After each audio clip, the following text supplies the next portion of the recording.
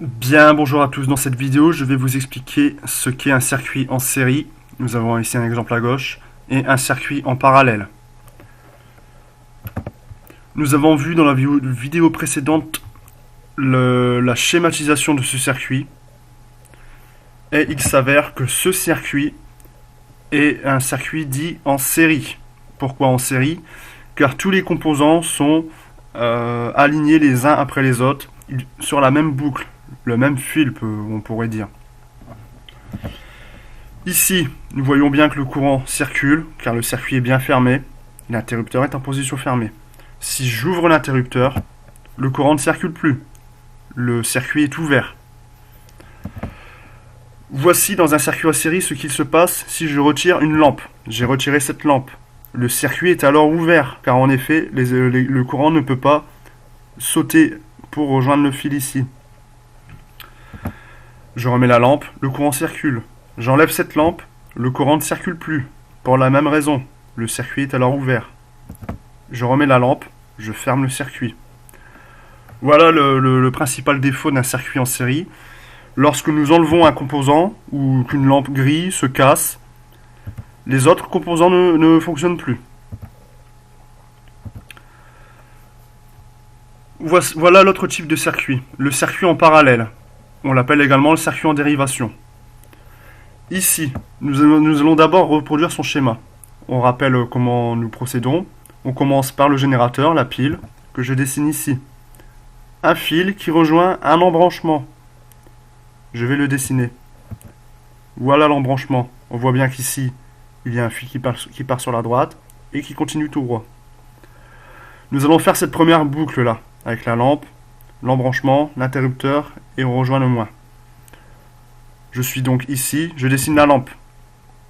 En sortie de la lampe, un embranchement. Ici, nous avons un interrupteur fermé, car les lampes s'allument. L'interrupteur fermé. Et un fil qui rejoint la borne moins.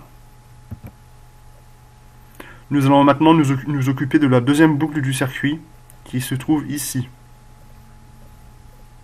Donc, à l'embranchement, un fil, un coin et un autre fil.